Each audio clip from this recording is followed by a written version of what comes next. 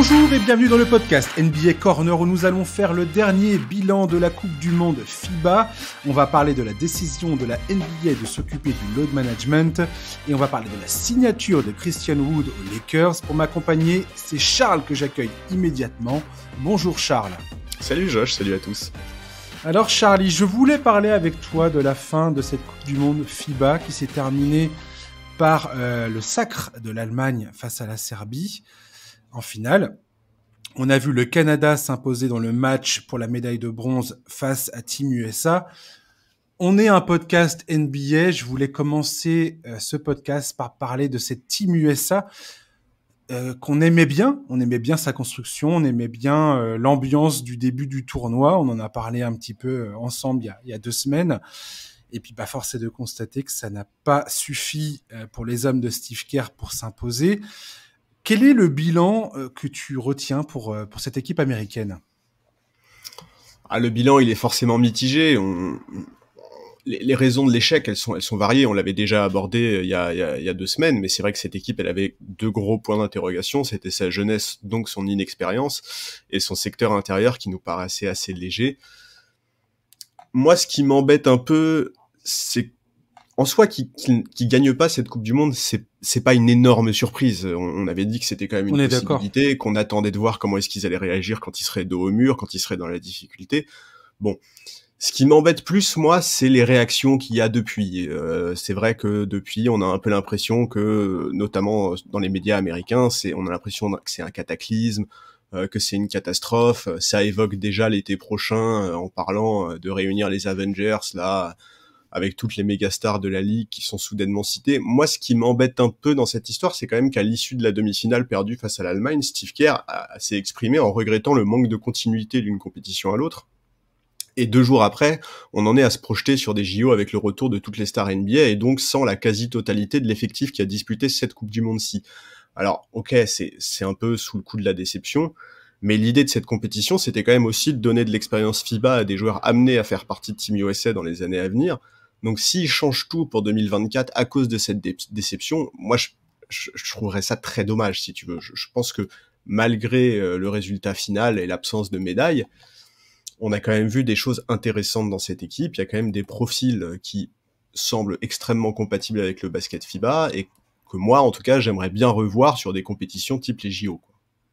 Je suis entièrement d'accord avec ce que tu viens de dire. C'est vrai que les réactions suite à l'élimination au fait que l'équipe américaine n'obtienne pas de médaille et se fasse battre par le Canada, enfin l'Allemagne en demi-finale, puis par le Canada pour ce match pour la 3e place.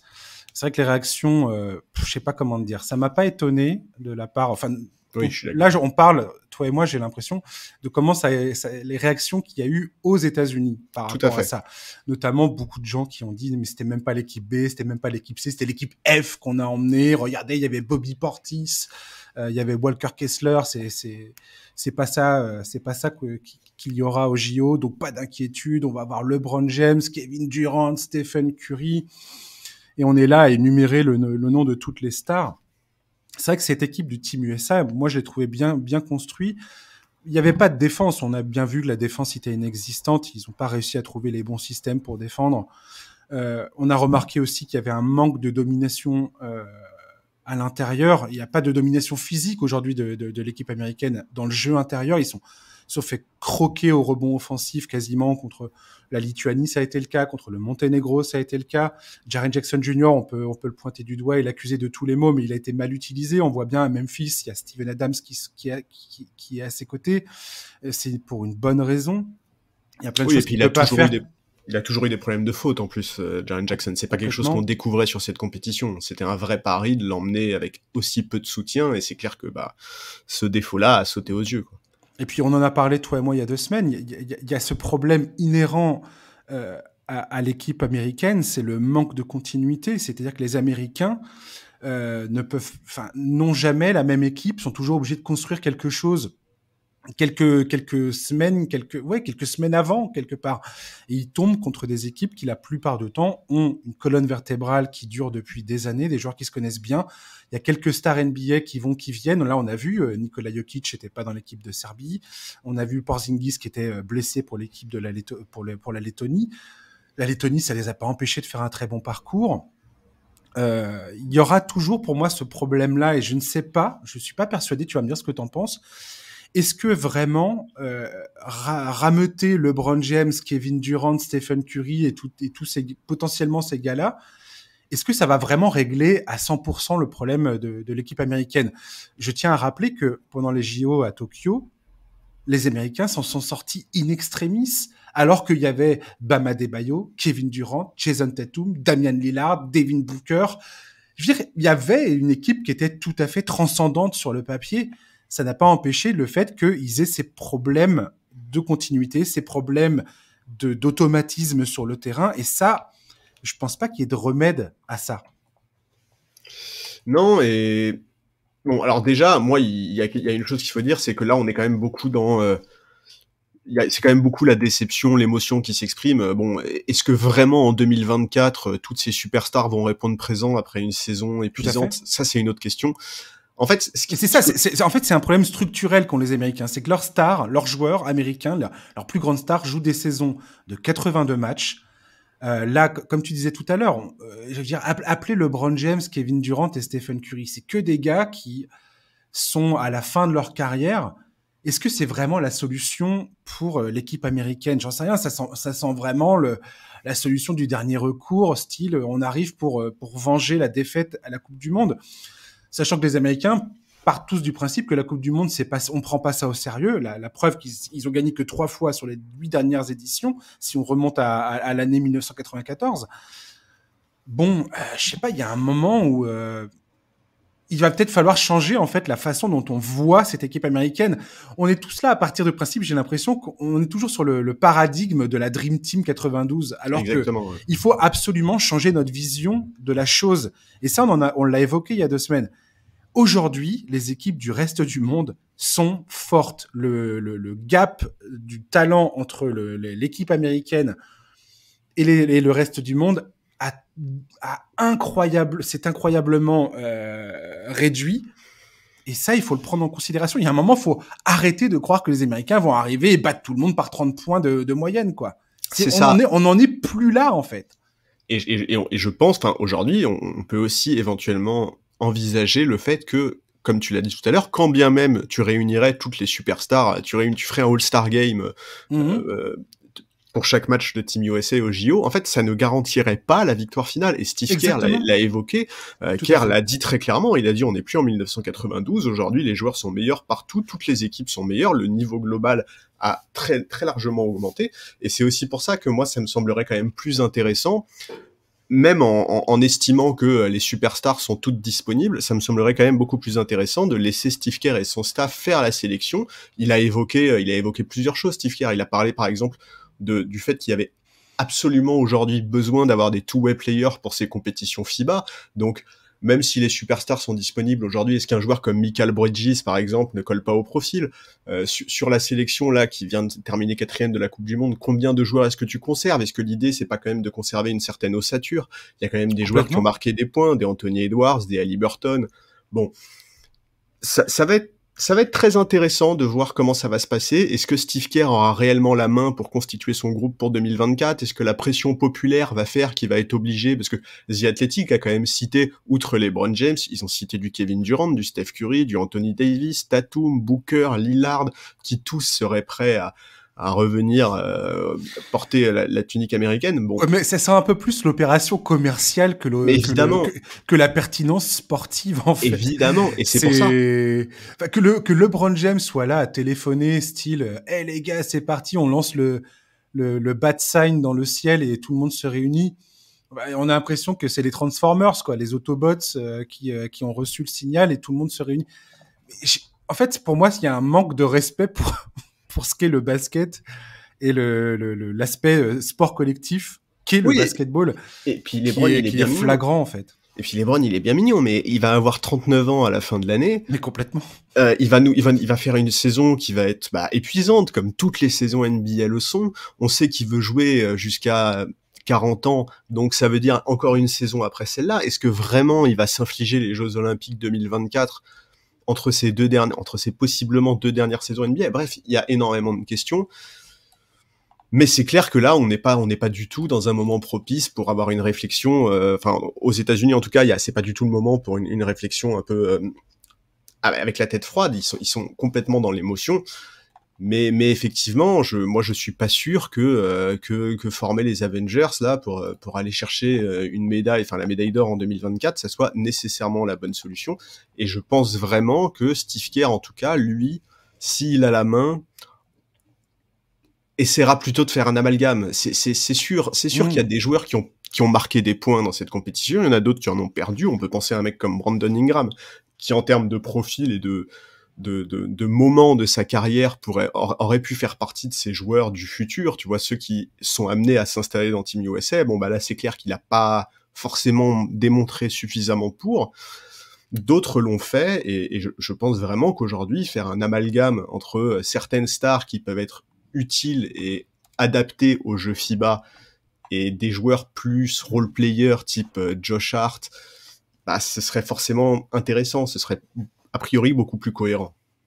En tout cas, la fédération, enfin l'équipe, comment dire, pardon, les instances dirigeantes du team USA aujourd'hui doivent vraiment réfléchir à qu'est-ce qu'ils veulent mettre en place. Est-ce que tu mets une stratégie sur le long terme avec des joueurs que tu essayes de faire revenir et ainsi de suite, sachant que, comme je viens de le dire tout à l'heure, la plupart des stars NBA jouent des saisons de 82 matchs, c'est éreintant. Ils ont besoin de repos pour éviter les blessures. Ils ont une vie de famille à gérer. Ils ont la fatigue mentale à gérer. Il y a énormément de choses qui rentrent en ligne de compte qui ne touchent pas forcément les autres équipes. Et ils ont des problématiques qui leur sont propres aux États-Unis. Tout à fait. Ça, c'est quand même un point important. Avant, les Américains arrivaient à s'en sortir.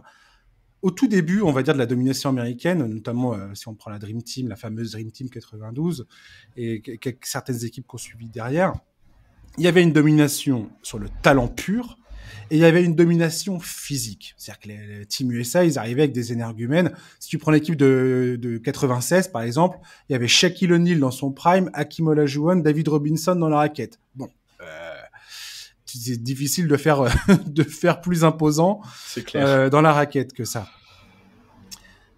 Aujourd'hui, c'est plus le cas. Il y a plus notamment cette domination physique est beaucoup moins vraie. Et d'un point de vue talent, encore une fois, je le répète, l'écart s'est vachement réduit avec le reste du monde. Un des trucs qui m'a vachement sauté aux yeux dans la discussion d'après élimination de l'équipe américaine, c'est quand ils ont commencé à dire « Ah, mais Joel Embiid, il faut le naturaliser, il faut absolument qu'il rejoigne la sélection américaine. Ah, mais attendez, on va ramener Brook Lopez. Ah, mais attendez, on va ramener Kevin Looney pour aller prendre les rebonds qui n'ont pas été pris dans cette compétition pendant cette Coupe du Monde. » Et là, tu te dis « Mais les gars, mais vous êtes en train de vous raccrocher aux branches comme jamais, en fait. » Oui. Toutes ces conversations, limite, sont absurdes. De mon point de vue, parce que je me dis, mais c'est vraiment essayer de résoudre le problème sans aucune réflexion de qu'est-ce que vous êtes en train de faire, c'est quoi la stratégie en fait? Non, mais c'est clair qu'il faut une réflexion globale. Mais tu vois, typiquement, moi qui ai un profil comme Kevin Looney, qui est quand même pas le joueur le plus médiatique, le plus starifié de la ligue, soit envisagé, je trouve que quelque part, ça a un côté un peu presque rassurant, tu vois. Parce que bon, Joel Embiid, oui, le serpent de mer Joel Embiid, à un moment... J'ai hâte de voir ce qu'il va faire, parce que Joel Embiid, s'il rejoint la Team USA, t'as l'impression qu'il va jouer 40 minutes par match, quoi. Exactement. What? Brook Lopez, l'été prochain, il aura 36 piges. On sait très bien. S'est opéré du dos. Enfin, mais oui.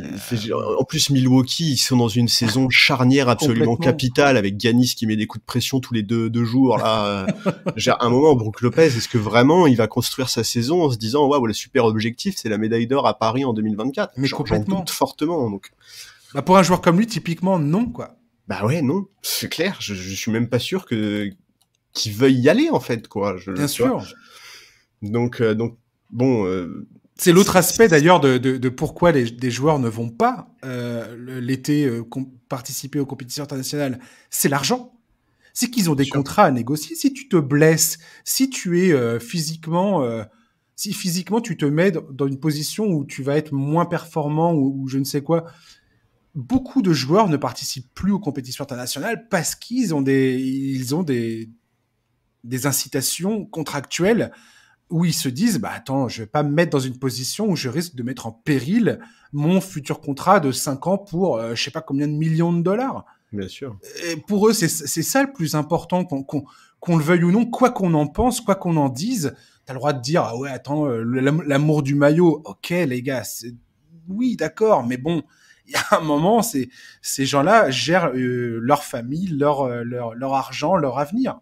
Exactement, et on en reparlera plus tard, mais le fait de voir en parallèle de ça la NBA qui cherche absolument à limiter le load management et donc quelque part le repos des joueurs, ça va aussi... On va en parler, ouais. Ça va aussi dans ce sens-là, en fait. C'est que les joueurs, aujourd'hui, ils ont besoin de trouver... LeBron en parlait il y a des années.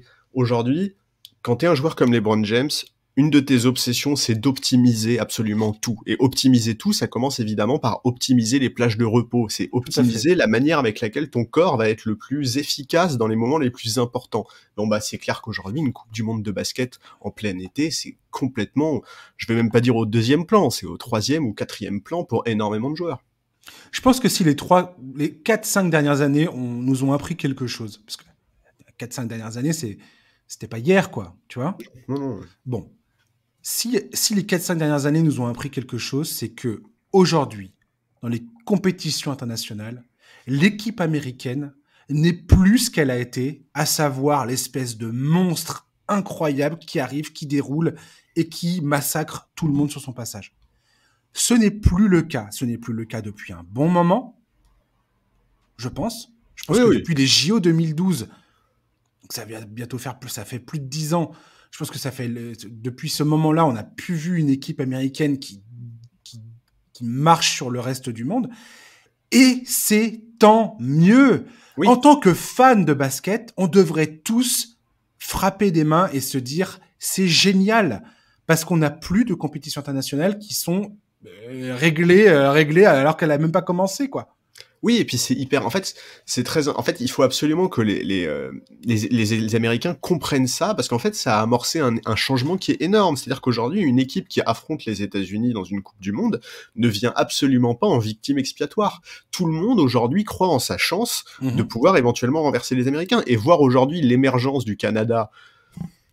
En fait, c'est hyper positif pour le monde du basket en général, et ça doit être hyper positif pour les États-Unis, pour les Américains, parce que ça doit être en fait une source de motivation absolument énorme.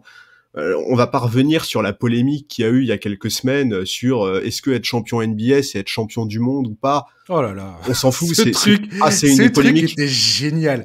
Ouais. Le temps de parole qui a été consacré à ce non-sujet. Oui, et puis me fascine. Mépris de certains joueurs NBA a été hallucinant. C'est incroyable. Et aujourd'hui, je suis désolé, mais incroyable. En réalité, ce serait dans leur intérêt aux Américains de comprendre que ils sont complètement à l'ouest avec leur histoire de on est encore les plus dominants. Oui, la NBA est le championnat dominant. Aujourd'hui, ceux qui dominent la NBA, je suis désolé, mais c'est pas forcément des Américains. Tout à fait. Qu'on le veuille ou non. Que ça soit Jokic, que ça soit Giannis, que ça soit Embiid. Que ça soit Doncic. Doncic, évidemment. Bref. Shai Gilgeous, là, qui commence aujourd'hui à montrer que c'est quand même un peu le futur. Bon. Franz Wagner, je vais en parler tout à l'heure. Tout à fait. Enfin, voilà. Aujourd'hui, il faut qu'il y ait une remise en question.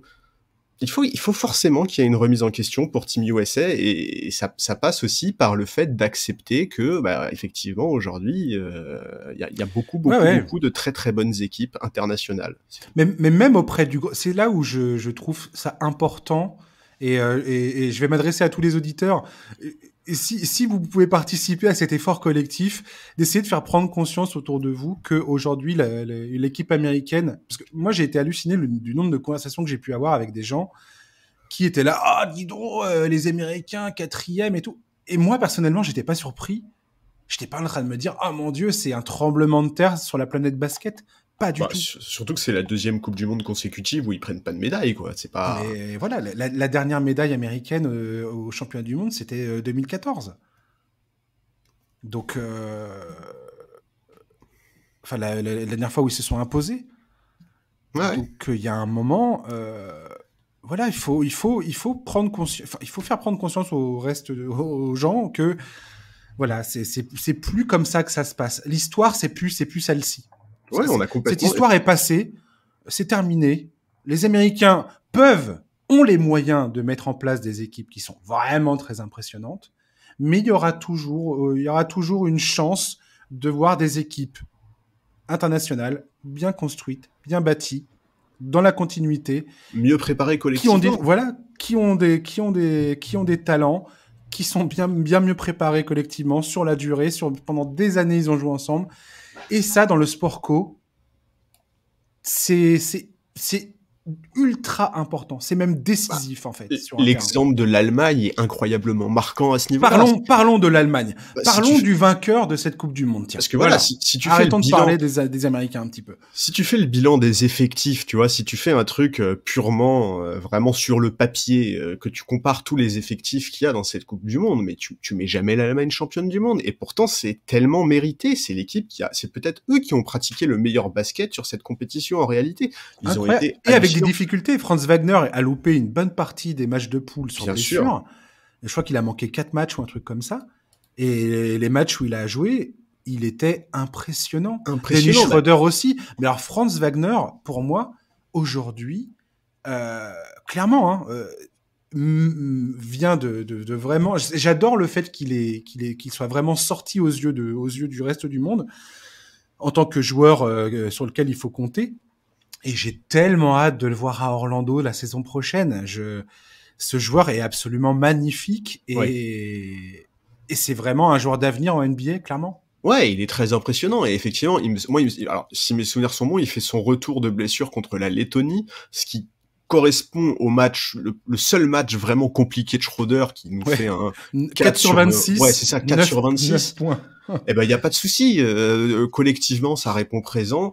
Franz Wagner, pour son retour, je crois que c'est 16 points, 8 rebonds, un truc comme ça. Enfin, non, vraiment, l'Allemagne était extrêmement cohérente. C'était très, très, très propre. Schroeder, extrêmement impressionnant. Le vrai patron de cette équipe. D'ailleurs, il a été logiquement élu MVP de la compétition. C'est complètement mérité. Et ouais, non, l'Allemagne doit vraiment être un exemple pour les Américains parce que oui, si tu ramènes toutes les stars, ça ne suffit pas forcément. On sait très bien qu'aujourd'hui, au basket, rien ne remplace une équipe qui est mieux préparée collectivement. T'as beau avoir des meilleurs joueurs, eh ben, tout peut se passer, en fait. Complètement. Avant la Redeem Team, regardez, si tu regardes d'ailleurs le documentaire qu'il y a eu sur Netflix, quand tu vois l'équipe américaine de 2006, où il y avait LeBron James, Carmelo Anthony, Chris Paul, Dwight Howard, enfin, tu regardes la collection de talents réunis dans cette équipe, tu te dis, mais comment cette équipe a pu perdre? Et ils ont perdu parce qu'ils ont affronté la Grèce, l'Espagne, l'Argentine, enfin des équipes qui étaient à l'époque dominantes, qui avaient cette continuité, qui avaient cette familiarité, qui ont ces automatismes sur le terrain et tout LeBron James qui était pourtant quand même pas mal à ce moment-là de sa carrière, c'était pas possible pour les Américains de s'imposer contre ces gars-là, quoi. Voilà. Et là, on a mentionné l'Allemagne comme exemple, mais la Serbie, c'est pareil. La Serbie, c'est un pays avec une véritable culture basket. Là, ils ont eu l'absence de joueurs extrêmement importants, à commencer évidemment par Nikola Jokic, mais pas seulement, il y avait beaucoup d'autres absents. Tout à fait. Mišić, qui était pas là, qui est MVP de l'Euroleague. C'est pas rien. Mais voilà, c'est une équipe qui est très bien préparée, qui est extrêmement bien coachée. Et d'ailleurs, la demi-finale face au Canada était incroyable à suivre. Ça défend bien, il y a de l'alternance dans le jeu, il y a du vice. Bon, bah voilà, en fait, empiler les stars n'est absolument pas une garantie aujourd'hui sur la scène internationale, c'est clair. Pour moi, c'est un plaisir sans nom de voir ça parce que ça redonne au basket ses lettres de noblesse. Au sport collectif qu'est le basket, le fait que le basket c'est pas une compilation de stars sur un terrain, c'est aussi et surtout un collectif, une équipe, des joueurs qui se complètent, qui jouent ensemble, qui jouent les uns pour les autres. Ça paraît con et naïf de dire ça, mais c'est tellement vrai et tellement bon de voir des équipes comme ça où ça transpire le basket, où il y a le respect pour le jeu, il y a les fondamentaux qui sont là. Et moi, Moi, ça me rebooste de voir ça, personnellement. Ouais, je suis d'accord, et c'est vraiment pour ça que moi j'ai très hâte de voir ce qui va se passer en 2024 et de savoir si Steve Kerr aura réellement les mains libres pour monter son groupe ou pas, parce que ce que tu viens de décrire là, on peut y assister fois 1000 l'été prochain. Parce que si toutes les superstars NBA se réunissent et qui font leur mission Avengers, là, avec toute la com qu'il y aura autour dans les médias américains, et qui se font taper, là vraiment... On va rire. Nous, on va rire. Eux, par contre, ça va avoir une ampleur absolument énorme. Et pour le coup, peut-être que ça provoquera une réflexion profonde sur comment gérer ces moments-là à l'avenir, quoi. Logiquement, ils ont déjà dû. Si la Redeem Team avait dû servir à quelque chose, c'est à ça, quoi. C'est de prendre conscience que, voilà, clairement, sur la scène internationale, aujourd'hui, les Américains ne sont plus tout puissants et infaillibles. Ça n'existe plus. Même cette finale face à l'Espagne en 2008 était absolument grandiose. C'est un des plus beaux matchs de basket qui ait jamais été joué, selon moi, quoi. Face à l'Espagne. Ouais. C'était magnifique, donc bref. Non, mais c'est pour ça. En fait, en fonction de comment ça se passe, cette Coupe du Monde, elle peut être très positive, d'autant plus qu'aujourd'hui, ils sont même challengés sur leur continent, hein. Ils ont quand même été tapés par le Canada. Il y a quand même un début de rivalité assez intéressant qui se met en place. Bon, voilà. Attendons de voir la suite, sachant quand même qu'aujourd'hui, les Américains sont à un virage qui peut être très, très important. Ouais. J'aimerais passer avec toi en revue quelques joueurs quand même qui ont été marquants dans ce tournoi avant d'enchaîner sur le load management. Mais Arthur Zagars, le laiton, pour moi, c'est la vraie révélation de ce tournoi au final. Il a été incroyable. Il a terminé ce tournoi avec le record de passes décisives dans un match de Coupe du Monde avec 17 passes décisives pour la 5e place face à la Lituanie. J'ai adoré cette équipe de Lettonie. J'ai trouvé ça incroyable. Et Zagars, franchement, mais quel joueur, quoi. Toi, c'est typiquement le genre de joueur que tu kiffes découvrir dans un tournoi pareil, quoi. Ouais, alors bon, moi les Lettons, je leur en veux un peu quand même, hein, parce qu'ils nous ont fait quelque chose de pas bien. Non, mais je plaisante, hein, on ne peut s'en prendre qu'à nous-mêmes. Écoute, oui, effectivement, moi c'est un joueur effectivement que je connaissais uniquement de nom et qui a été une superbe découverte. Bon, forcément, on attend de voir la suite, mais il a effectivement fait une compétition absolument magnifique. Et il me semble qu'aujourd'hui, on sait même pas où est-ce qu'il va jouer la saison prochaine, si j'ai bien suivi. Donc ça va forcément, c'est forcément un des joueurs qui a énormément profité de cette compétition pour se mettre en valeur et qu'il faut absolument suivre dans les années à venir, c'est clair. Il me semble qu'il a quoi ? Il a 22 ans. Ouais, tout à fait. 23, il a 23. Et autre joueur qui a tiré profit de cette Coupe du Monde, c'est Dillon Brooks. 39 points, 7 sur 8 à 3 points face aux Américains pour cette médaille de bronze. Meilleur défenseur de la compétition. Mérité. C'est assez amusant quand même de voir Dillon Brooks qui rectifie un petit peu son image. On va voir combien de temps ça va durer exactement. Houston, en tout cas, peuvent se réjouir de l'avoir dans leur effectif aujourd'hui. Je sais pas si tu as remarqué, mais il a changé un petit peu de... J'ai l'impression que son shoot est un peu plus propre qu'avant, notamment dans l'arc de son tir. Alors, le problème de Dillon Brooks, c'est aussi sa sélection de tirs qui des fois, ça pue, hein, ça pue ça sent les égouts. Mais à voir comment ça va évoluer tout ça.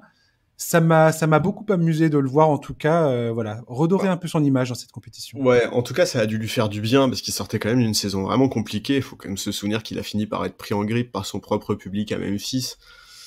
Bon, oui, un des meilleurs défenseurs de la compétition, sinon le meilleur. En tout cas, il a été élu comme le meilleur. Effectivement, il termine en apothéose avec ce match face aux Américains où il met absolument tout. Et en tout cas, il a montré qu'il était à l'aise dans le basket FIBA, qu'il avait toute sa place dans cette équipe ambitieuse du Canada. On verra si cette perf l'aide à faire une belle saison à Houston. Moi, en fait, tu vois, t'as commencé en disant c'est bien pour lui. Est-ce que c'est vraiment bien pour lui, en fait ? Parce que je vois ce que tu veux dire. En fait, je vois où tu vas. On le connaît, son énorme défaut, c'est qu'il est capable de tellement s'éparpiller qu'il sort complètement de ses matchs. Alors, est-ce que en fait le fait d'avoir foutu 39 pions sur la tronche des Américains, c'est vraiment une bonne chose, ou est-ce que au contraire, ça va complètement lui faire perdre la tête à chaque fois qu'il va croiser l'équipe d'un des joueurs de Team USA, il va tellement les pourrir qu'il va finir par se faire sortir ou par sortir de son match. Je sais pas, ça va être intéressant. En tout cas, personne à Houston va lui demander de marquer 39 points par match, c'est une évidence, mais s'il peut être ce joueur collectif, gros défenseur, capable de sanctionner à 3 points, de faire sortir de ses gonds les stars adverses sans pour autant trop s'éparpiller, alors le contrat qu'il a gratté à Houston sera tout à fait logique et rentabilisé. Maintenant, c'est vrai que moi, avec Dillon Brooks, j'ai jamais envie de me projeter parce qu'on sait jamais à quel moment il peut vriller, en fait, quoi, Dillon Brooks. Si son coach n'était pas Ime Udoka à Houston, je serais beaucoup plus inquiet. Je suis d'accord. Étant donné que c'est Udoka, je pense que c'est une bonne chose pour lui, parce que l'autorité naturelle d'Udoka, je pense, va le faire rentrer dans le rang, va lui probablement l'aider à rester, à garder la tête froide, on va dire, à garder son sang-froid sur le terrain. Je pense que c'est positif. Oui, et puis a priori, je pense que c'est le coach parfait pour lui, en fait. Et puis a priori, Van Vliet est un leader plus posé, plus expérimenté que pouvait l'être Ja Morant. Donc peut-être effectivement que cet équilibre-là sera différent aux Rockets. Ça, c'est possible. C'est tout à fait possible. Complètement. Shai Gilgeous-Alexander. Oula. La claque pour certains, je pense, de découvrir la classe incroyable de ce joueur. Je pense que là, si c'était pas clair pour les gens, il a mis tout le monde d'accord sur le fait que c'est clairement un des tout meilleurs joueurs au monde. Bah ouais, en fait. Je crois qu'il était dans le 5e du vote MVP la saison passée, ce qui est déjà un exploit en soi. C'est là où je dis que c'est pas vraiment une surprise. Mais alors, la facilité déconcertante avec laquelle il a éclaboussé de tout son talent cette compétition, techniquement, j'en ai parlé déjà il y a 2 semaines de ça, mais waouh. Shai Gilgeous-Alexander, hallucinant. Ce joueur est, et je suis content qu'il le confirme, mais ce joueur est une vraie superstar. Il termine cette compétition FIBA en 24,5 points, 6,4 rebonds, 6,4 passes, 1,6 interceptions de moyenne. Il est phénoménal. Est-ce que il y a rien à faire contre lui, il y a rien à faire. Il y a rien à faire. Est-ce que aujourd'hui, c'est pas le joueur qui a le plus le vent en poupe? Genre, tu vois, est-ce que c'est pas le joueur qui aujourd'hui est pas sur la phase ascendante la plus impressionnante depuis là 1 an? Après la saison hallucinante qu'il a fait sous les couleurs d'OKC, qui lui a valu une sélection All-Star, une place dans la All-NBA First Team, il faut quand même le rappeler. Oui, All-NBA First Team, aujourd'hui, il y est avec Giannis, Doncic, Tatum et Embiid. Ça place le niveau du mec. Quand t'as dit Embiid, ça m'a hérissé le poil. Mais bon. Arrête. Pardon, excuse-moi. Non mais voilà, enfin, tu vois, on peut faire un petit bilan rapide de ces matchs. Il fait 27 points, 13 rebonds contre la France, contre la Lettonie, c'est 27-6-6, contre l'Espagne, c'est 30 points, 4 rebonds, 7 passes, contre la Slovénie, 31 points, 10 passes. Enfin, contre les États-Unis, il fait 12 passes décisives en plus de 131 points. Il est vraiment phénoménal. Moi, j'ai pas d'autres mots. Il est hallucinant. Et effectivement, j'ai tellement hâte de voir la saison qui va nous sortir. Est-ce qu'il peut faire aussi bien que la saison dernière? Est-ce qu'il peut faire mieux? Comment ça va se traduire collectivement pour OKC? C'est quoi les ambitions de cette équipe? Enfin, pour moi, aujourd'hui, si je dois établir quelle est la plus grosse attraction de la saison NBA à venir pour moi, c'est lui, en fait. C'est forcément lui, quoi. On va faire notre podcast, toi et moi. J'espère que tu seras avec moi pour ce podcast-là. Mais des équipes à suivre la saison prochaine. Ouais, de celles qu'on va suivre particulièrement. Pas forcément les favoris, mais les équipes à suivre. Et tu vois, Franz Wagner et Shai Gilgeous-Alexander viennent clairement pour moi de mettre sur ma carte des équipes à suivre la saison prochaine, Orlando et OKC, clairement. Oui, OKC, l'équipe, elle est... pour moi, il y a une vraie ambition à nourrir la saison prochaine. Bah oui, et puis il y a Giddy aussi, quoi. Il y a Josh Giddey, il y a oui, bien sûr. OKC en plus. Il y a Chet Holmgren, il y a non mais il y a trop de monde. Toute cette équipe là qui qui se construit de saison en saison. Et là, on est en train j'ai vraiment hâte. L'équipe du Thunder est vraiment une des équipes les plus fascinantes de la saison à venir et la saison prochaine. Tout à fait. Parce que Presti a des décisions à prendre. Est-ce que tu commences dès maintenant à vendre tes tours de draft pour amener des vrais talents autour de Shai Gilgeous-Alexander? C'est une discussion pour une autre fois. J'ai pas envie de l'avoir maintenant parce que sinon ça va m'énerver. On va pas parler des choses dont j'aimerais parler. Mais voilà. Vraie question. Tout à fait. Je suis bien d'accord. Nikola Jovic, très bon pendant le tournoi avec la Serbie. Est-ce que tu penses que sa performance dans cette Coupe du Monde peut influencer le transfert de Damian Lillard à Miami ou pas? Est-ce que tu penses que Nikola Jovic a quelque part joué de manière à influencer un petit peu ce transfert ou pas ça se joue pas à ce niveau-là? Bah, je pense que les scouts NBA connaissaient déjà son talent, donc je sais pas si ça va avoir réellement une influence là-dessus. Ça me semble compliqué de le dire. 20 ans, hein, Nikola Jovic. Ouais, et encore, il a eu 20 ans il y a 2 mois, 2-3 mois. C'est très très récent, et effectivement, il s'annonce comme un des futurs visages de cette équipe serbe. Il a fait notamment une première phase extrêmement réussie, ce match face au Soudan, où il est à 100% au shoot. Bon. Et une discipline. Ouais, et puis dans la vision du jeu, oui. L'intelligence de ses passes, et le fait qu'il perde pas beaucoup de ballons, alors que c'était quand même un des joueurs phare de cette équipe de Serbie, donc avec une attention particulière de la défense adverse sur lui. Franchement. Ouais, écoute, en fait, c'est un peu compliqué parce qu'il est dans une situation qui est très particulière. Personne ne sait aujourd'hui où est-ce qu'il sera dans quelques semaines. Est-ce qu'il va finir la saison au même endroit que là où il l'a démarré? C'est la grande question. Mais quoi qu'il arrive, pour lui, le plus important, c'est d'emmagasiner du temps de jeu. Sa progression, elle passe par là. La saison dernière, il a très peu joué à Miami, notamment en raison d'une blessure au dos, il me semble. Bon, voilà, on sait que Miami n'a aucun autre asset aussi intéressant que lui. On sait qu'il a un très fort potentiel. On sait que tous les scouts NBA connaissent son potentiel. Donc, je pense pas que cette compétition va réellement avoir un impact sur le trade de Damian Lillard, mais par contre, c'est évident que si trade il y a, il fera partie de ceux qui bougent. Si vraiment Miami arrive à récupérer Lillard en conservant Jovic, c'est une masterclass, c'est du très grand art. En tout cas, je pense que ça peut aider le dossier Miami à avancer. On sait qu'ils cherchent à trouver notamment potentiellement une troisième équipe pour participer à cet échange, pour récupérer des pics de draft, enfin pour faire transvaser des pics de draft d'une équipe à l'autre. On a hâte de voir ça, on a hâte en tout cas de la résolution. J'ai l'impression, on va pas reparler de ça non plus, mais le Media Day avec James Harden à Philadelphie et Damian Lillard à Portland, ce qui est moins toxique, on va dire. Ouais. Mais le Media Day s'annonce absolument divin, quoi. C'est clair. En tout cas, ce qui est sûr, c'est que Jovic, lui, il s'est exprimé et idéalement, il préférerait rester à Miami. Ce qu'on peut comprendre. Ce qu'on peut comprendre. Dernier point de cette Coupe du Monde, et on va peut-être passer à autre chose après. Luka Doncic. Ah. Entre l'Euro 2022 et cette Coupe du Monde 2023, il y a une chose que Luka Doncic a démontré. Enfin, plusieurs choses que Luka Doncic a démontré. D'une, ce gars a un talent absolument époustouflant.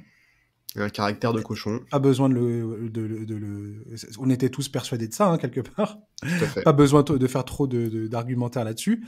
Alors, par contre, son attitude sur le terrain et sa façon de parler tout le temps aux arbitres, sachant que Dallas, c'est quelque chose dont ils ont déjà parlé avec lui manifestement et qui les dérange énormément.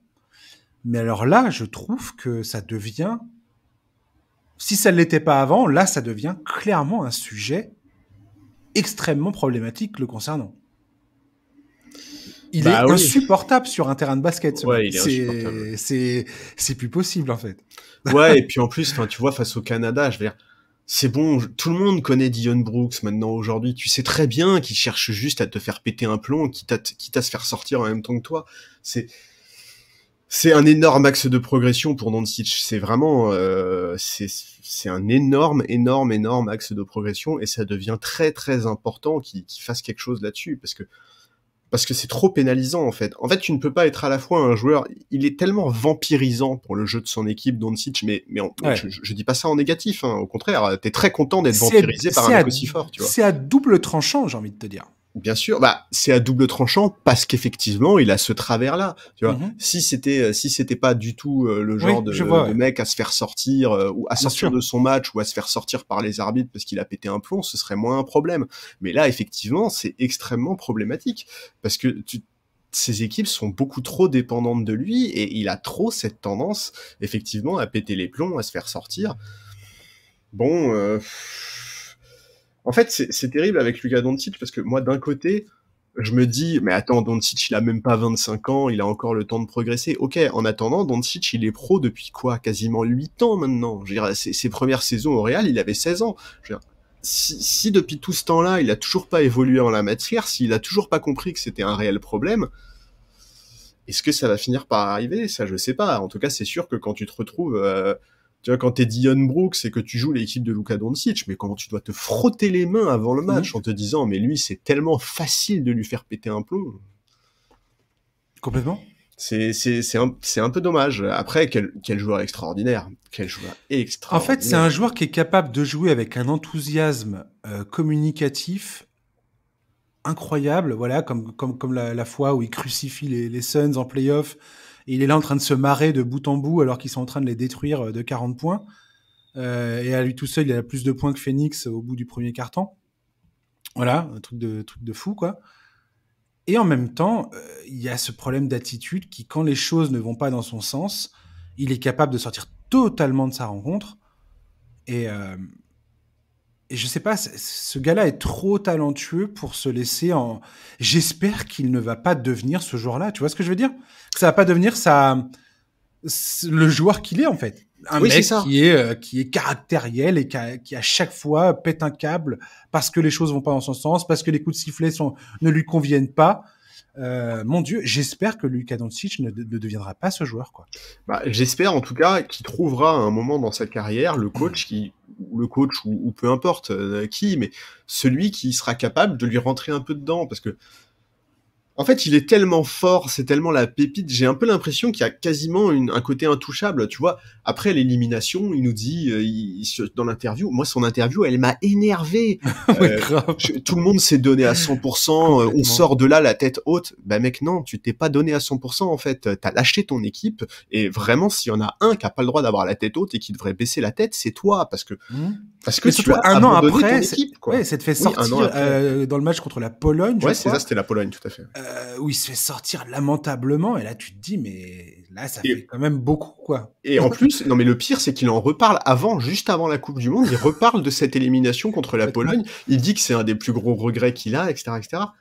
Et au final, aucune leçon apprise. C'est ça. Ou alors, juste, en fait, il est incapable de garder la tête froide. C'est ça. Exactement. Et ça, c'est vraiment problématique. Tout à fait. Bref, on verra ça. Ça me fait marrer en tout cas de voir tout le monde qui parle des JO de Paris 2024 et tout le monde joue à faire le manager des équipes nationales. Oui, c'est ça. Quelle équipe américaine pour 2024? Ouais. Et la décision de Joel Embiid me fait tellement rire. J'ai tellement hâte de voir ce que ça va être. Est-ce qu'il va y aller ou pas déjà? Enfin bref, ça me fait tellement... Mais bon, ça va être marrant, on va voir ça. Il faut qu'on prie pour que Wembanyama se fasse pas le genou pendant la saison. Ouais, il faut pas non plus qu'on lui mette trop de... Enfin, il faut pas qu'on se dise qu'avec Wembanyama, on sera champion, quoi. Ouais, non, ça va pas se passer comme ça. On verra comment ça va se passer. Allez, on va parler de la décision de la NBA de prendre à bras le corps cette question du load management. Je trouve ça très intéressant parce que philosophiquement parlant, il y a quelque chose de captivant là-dedans. C'est-à-dire qu'on est passé d'une ligue où tu avais des Michael Jordan, des Kobe Bryant qui étaient là à jouer tous les matchs possibles qu'ils pouvaient humainement jouer parce qu'ils avaient cette conscience du public, des fans et ainsi de suite, à pas l'inverse, mais presque, où les joueurs sont là, attends, non, je vais pas jouer ce match-là parce que oulala, je vais être fatigué sinon.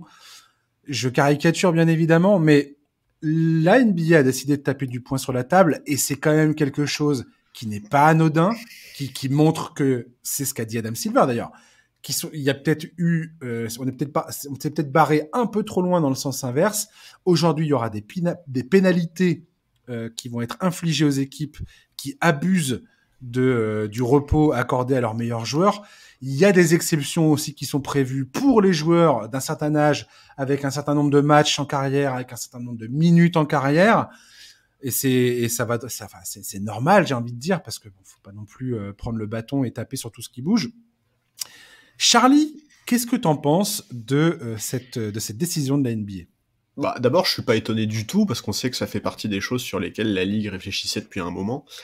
Moi, je vais être très franc avec toi, j'ai pas vraiment d'avis sur la question. J'attends de voir comment ça va concrètement se passer, parce que tu l'as dit, il y a beaucoup d'exceptions, effectivement, les joueurs de plus de 35 ans, ceux qui ont plus de 1000 matchs ou de 34 000 minutes au compteur, donc effectivement, déjà, tout ce qui est LeBron, Curry, Kevin Durant, James Harden, etc., ne sont pas concernés. Il me semble que l'historique des blessures va également être pris en compte pour le plus grand plaisir de Kawhi Leonard. Donc, on va attendre de voir comment ça se passe, comment ça se met en place. Tout à fait. Moi, je comprends. C'est sûr que personne n'est heureux de regarder un Clippers-Lakers, par exemple, où manquerait Kawhi Leonard, Paul George, LeBron et Anthony Davis. C'est évident. Maintenant, on sait aussi que dans l'intérêt de la compétition et du spectacle, il faut que les joueurs majeurs arrivent en play-off en pleine forme. On a vu la saison dernière ce que ça changeait pour Denver d'arriver avec un Jokic en pleine forme, avec un Jamal Murray pas blessé. Ça change absolument tout. Nous, on veut voir les meilleures équipes en pleine possession de leurs moyens à ce moment-là. Maintenant, je sais pas. En fait, je dois t'avouer un truc. Déjà, je suis tombé sur la liste des joueurs concernés avant de lire les critères. Ouais. Et j'avoue que j'ai halluciné. Enfin, par exemple, à New York, Julius Randle fait partie de la liste, mais pas Jalen Brunson. À la Nouvelle-Orléans, Zion fait partie de la liste, mais pas Ingram. Attends, à Brooklyn, et ça c'est incroyable, à Brooklyn, Ben Simmons est sur la liste des stars qui ne peuvent pas être load managés, mais pas Mikal Bridges. Bon. Ok, il faut... je comprends. Après avoir lu les critères, j'ai compris. C'est un joueur, il me semble que c'est un joueur qui a été All-Star ou sélectionné dans une All-NBA Team ces 3 dernières saisons. Donc, ok, il fallait trouver des critères, ils ont choisi les critères, donc forcément, ça crée des choses un peu étonnantes, mais pourquoi pas? Bon, je sais pas. Est-ce que vraiment les amendes vont être réellement dissuasives pour les franchises ou est-ce que entre payer une amende ou prendre le risque d'avoir un Kawhi Leonard ou un Paul George blessé, le choix est pas évident. Je sais pas comment ça va se passer. C'est pour ça que moi j'attends un peu. Tu vois, j'ai pas d'avis très tranché sur la question. J'attends de voir comment ça va se passer. Bon, voilà. On savait que la NBA voulait faire quelque chose. Est-ce que les amendes, ça suffit? Je ne sais pas. C'est vraiment une question. Est-ce que c'était absolument indispensable de réagir aussi fortement? Je sais pas. Vraiment, j'ai pas encore d'avis sur cette question-là, quoi. En fait, pour moi, cette décision qui a été prise par la NBA, je suis tout à fait d'accord avec toi.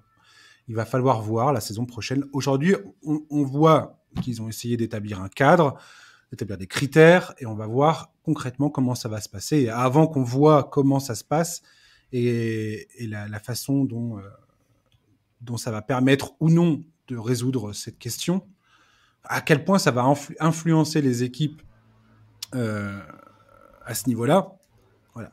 C'est wait and see. On va voir ce que ça donne concrètement. Pour moi, en fait, ce truc-là est clairement un signe avant-coureur des négociations à venir pour les droits télé de la NBA avec Ah bah oui, parce que c'est vraiment les matchs télévisés qui sont visés, oui, ça c'est clair. C'est les négociations pour les droits TV à venir et aussi l'évolution du marché. C'est-à-dire que le contrat qui a été signé là de 24 milliards de dollars sur 9 ans prend fin à la fin de la saison 2024-2025. Donc, c'est dans 2 ans, c'est ça? Je crois que c'est oui. ça, ouais. Dans 2 ans. Je pense qu'Adam Silver et les propriétaires des clubs sont en train de signifier, parce qu'apparemment, ils sont en train de chercher un futur contrat qui se situerait entre 50 et 75 milliards de dollars, sachant que la NFL vient de faire un deal à 100 milliards de dollars, qui est valable jusqu'en 2033. Donc, il y a cette optique-là, clairement. C'est purement financier, cette décision. Et je pense qu'aujourd'hui, ils sont en train de dire aux diffuseurs, regardez, ouais, attendez, ouais, Kawhi, ouais, machin, ouais, tel joueur et tout ça, ouais, ils se reposent, mais on va leur tordre le bras et on va faire en sorte que le produit qu'on vous vend il y a des garde-fous qui vont vous garantir le fait que les meilleurs joueurs et les stars NBA seront sur le terrain au moment où vous serez en train de retransmettre les matchs. Voilà. Mais tu penses pas que...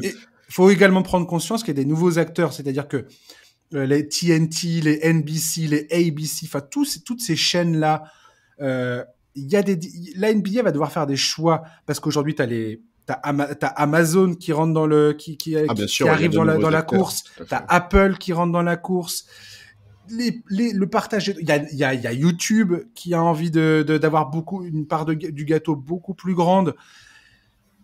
La façon dont la NBA est consommée a énormément évolué et ils sont en train de savoir, est-ce qu'on ménage la chèvre et le chou? Est-ce qu'on s'intéresse plutôt aux gens qui consomment que des highlights sur les réseaux sociaux? Est-ce qu'on continue de diffuser les matchs comme on le faisait avant? Si oui, comment? Faut bien avoir conscience qu'il y a une révolution dans le marché de la consommation de la NBA, de la façon dont les gens consomment et regardent le basket aujourd'hui, et que la NBA est en train de se préparer à ça. Et pour moi, ce truc du load management est totalement à 100% lié à ça. Ah, c'est clair, ça c'est clair. Mais tu penses pas qu'un coach un peu retors, je sais pas moi, prenons un Greg Popovich par exemple, tu penses pas qu'un Greg Popovich, il est capable genre de faire starter un mec qui veut reposer et puis au bout de 2 minutes de jeu de le sortir et qu'on le voit plus? Alors, je crois qu'il y a une limitation de minutes. D'accord. Une limitation de minutes, je crois que c'est 20 minutes, un truc comme ça, qui a été aussi imposé. Mais pour le coup, mea culpa, j'ai pas bien plongé la question de cette histoire de minutes de jeu. De toute façon, on n'a pas encore tous les détails. C'est comme les exceptions sont sorties quelques jours après la news, etc. Enfin, c'est clair que de toute façon, ça fait partie de ces dispositifs qu'il faut tester pour voir comment ça se déroule. Ça, c'est clair. Ce qui m'a le plus tapé dans l'œil dans toute cette histoire aussi, c'est le fait que Adam Silver dise cette décision atteste du fait que nous sommes une ligue de 82 matchs. Il le dit texto. Et ça, j'ai trouvé ça hyper intéressant parce que on n'arrête pas de parler du fait que, est-ce que la NBA devrait pas baisser son nombre de matchs? Est-ce que 82, c'est le bon nombre? Et que toutes les études scientifiques, médicales montrent que 82, c'est beaucoup trop. Sauf que la NBA n'arrive pas à sortir de ce format-là. Pourquoi? Parce que aussi historiquement, ça serait remettre en question toute sa base statistique. Oui, il y aurait plus de célébration de tel joueur qui dépasse le nombre un total d'interceptions en carrière, parce que de toute façon, ce ne sera plus les mêmes bases. En fait, quelque part, ils sont un peu pieds-poings liés sur ce nombre de 82 matchs, quoi. Oui, et puis de toute façon, c'est pas la tendance, en fait. Enfin, si tu regardes Si tu regardes les évolutions de la NBA ces 5-10 dernières années, on va pas du tout dans le sens d'une réduction des matchs. Le play-in rajoute des matchs, la NBA Cup, là, tout ça, c'est pareil. Enfin, on n'est pas du tout dans une tendance où la ligue... Ils veulent des matchs en jeu. Matchs. Ouais, c'est ça. Au contraire, ils veulent plus de matchs et des matchs couperets, en plus. Complètement, ouais. Donc, pour moi, cette règle-là, c'est ce truc qui vient de décider... Quelque part, l'aspect sportif, médical, ou tout ce que tu veux, tout ce qui concerne le sport en tant que tel, ça n'a que très peu d'importance, en fait. C'est surtout, je pense, un signe pour les diffuseurs, pour la prochaine négociation des droits, de leur offrir une pseudo-garantie, parce que comme tu l'as très bien dit, il va falloir voir concrètement comment ça va se passer, et tu peux être sûr et certain que sur les 2 prochaines saisons à venir, il va y avoir un vrai intérêt pour les diffuseurs de dire tiens, voyons voir comment vous parvenez à mettre en place cette règle. Voyons voir comment vous arrivez à contraindre vos meilleurs joueurs à faire en sorte que ça joue plus, que c'est plus qui sont présents sur le terrain, qui sont obligés de l'être. Et dans ce cadre-là, en plus du load management, il y a également eu, c'est ESPN, il me semble, qui en a parlé, le fait que la NBA va être beaucoup, beaucoup plus vigilante aussi aux joueurs qui ne disputent pas la fin de saison parce que leur équipe a décidé de tanker et que donc il y a une espèce de blessure. De tanker, de reposer leurs joueurs en vue des playoffs. Exactement. Tu parlais de l'exemple de Denver, c'est très intéressant que tu sortes cet exemple-là parce que ça rentre typiquement dans ce genre de conversation. Ouais. Ouais, aujourd'hui, ils vont devoir justifier la moindre absence des joueurs stars, quoi. Voilà, exactement. Par exemple, un Damian Lillard qui n'a pas joué la fin de saison dernière avec Portland, aujourd'hui, ça passerait beaucoup plus difficilement. Complètement.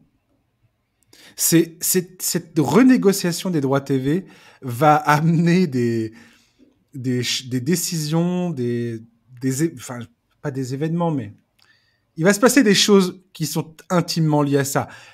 Je sais pas si vous réalisez, si la NBA peut doubler l'argent qu'il y a à se faire dans cette histoire, c'est hallucinant. Ouais.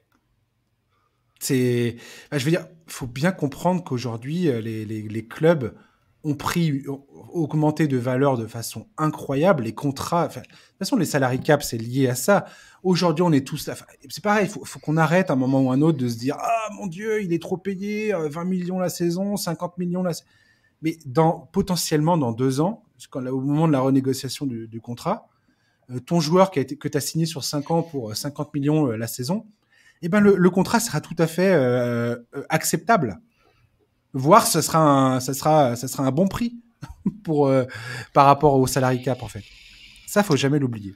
Ouais, non, c'est clair. C'est clair que c'est une donnée qui est extrêmement importante et qui pèse beaucoup dans les discussions et les négociations en NBA. Ah, mais un general manager aujourd'hui doit absolument avoir en tête, et c'est ça qui rend ce métier d'autant plus difficile, c'est qu'il doit anticiper un chiffre qu'il ne connaît pas, mais sur lequel il doit se dire, attends, mais si ça augmente de temps, voilà ce que je vais pouvoir faire. Et gérer la monstruosité de subtilités qui viennent avec ce genre sur la gestion d'un salary cap, sur la gestion d'un effectif, sur la gestion avec tous les two-way contracts, les clauses, les garanties ou non des contrats. Enfin bref, c'est fascinant. Mais là, on rentre dans des trucs beaucoup trop compliqués. Mais bref. On va terminer ce podcast sur la signature de Christian Wood aux Lakers. Bien évidemment, Charlie, je voulais parler de ça avec toi parce que ça fait un moment qu'il a signé maintenant, mais ça me semblait intéressant de parler de ça parce que je trouve que Christian Wood, qui rejoint les Lakers pour un contrat minimum, il sera clairement revanchard après une saison extrêmement frustrante à Dallas. Christian Wood, c'est, j'ai envie de te dire sur le papier, le profil parfait à mettre à côté de LeBron James et d'Anthony Davis. Et en même temps, il y a des questions qui se posent parce que c'est un mec qui est passé à... personne ne retient ce gars-là, que ce soit à Houston, que ce soit à Dallas, où on avait l'impression que c'était un peu pareil, un joueur, un profil un peu parfait pour ces équipes-là. Et puis finalement, personne ne lui donne le contrat, quoi. Qu'est-ce que t'en penses, toi ? Déjà, à ce stade du recrutement, c'est difficile de se plaindre, dans le sens où il y avait quand même plus beaucoup d'intérieurs disponibles et que parmi ceux-là, aucun n'a les références. C'est un pari qui se tente. Voilà, c'est ça. C'est tout à fait un pari qui se tente. Sur les 3 dernières saisons, Christian Wood, en saison régulière, c'est 18 points, 9 rebonds. J'ai aucun doute sur le fait qu'il va être très utile, au moins en régulière. Alors effectivement, le souci avec lui, c'est le QI basket et la défense. Oui, c'est ça, ouais. Mais à ce prix-là, et pour compléter l'effectif, on va pas faire les difficiles. Voilà, mais exactement. Oui. On sait de toute façon que Anthony Davis n'est pas fan de jouer poste 5, donc comment est-ce que ça va se passer avec Christian Wood ? Enfin, tu vois, ça pose beaucoup de questions. On peut envisager une raquette Anthony Davis, Christian Wood et se dire que peut-être Anthony Davis pourra compenser ses errements. Je sais pas. En tout cas, c'est clair que dans l'effectif actuel des Lakers, il y a quelques bons défenseurs. Peut-être ils pourront un petit peu cacher ses limites dans le domaine, à condition quand même qu'ils se bougent au rebond. Bon. Moi, je vais être franc, ça fait longtemps que je le dis, je pense que le general manager des Lakers, Rob Pelinka, fait du très très bon boulot.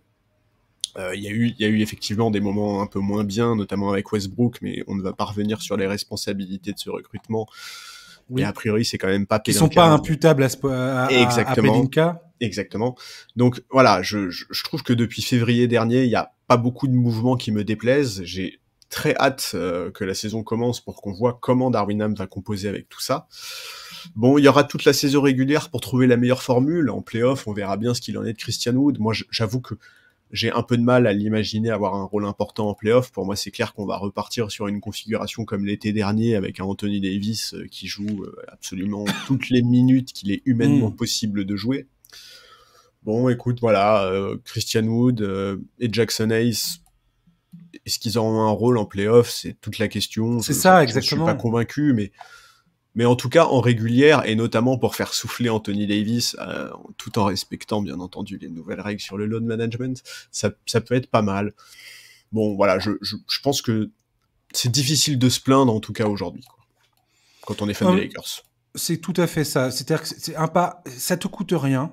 Ça te coûte rien de tenter le truc. Au pire, le mec t'offre des bonnes minutes en saison régulière et te permet de rester ou de grimper au classement. Enfin, je veux dire, d'être vraiment performant pendant la saison régulière avec les absences des uns et des autres qui est forcément inéluctable, j'ai envie de te dire, aujourd'hui, côté Lakers. Donc ça, c'est plutôt une bonne chose, j'ai envie de te dire. Effectivement, après la question des Lakers, vu les ambitions de LeBron et d'Anthony Davis et du club, de ce club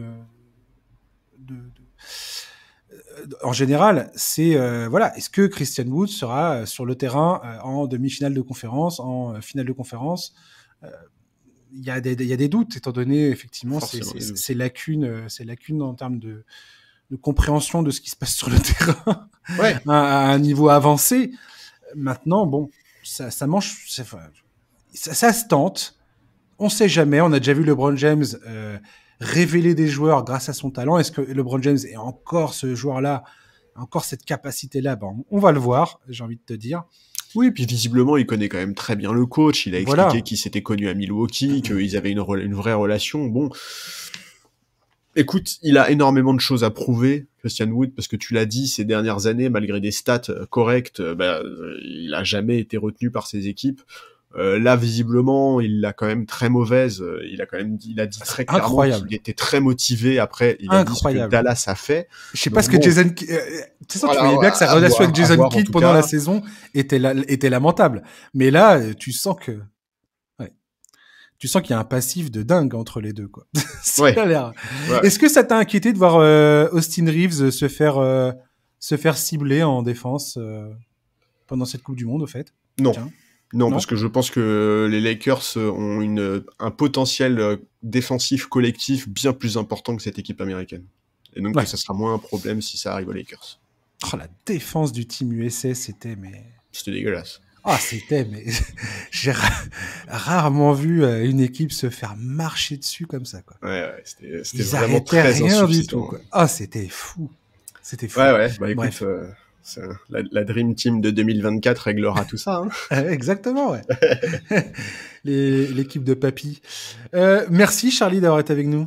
Mais écoute, merci à toi, c'était un plaisir comme toujours. Et vivement la reprise. Exactement.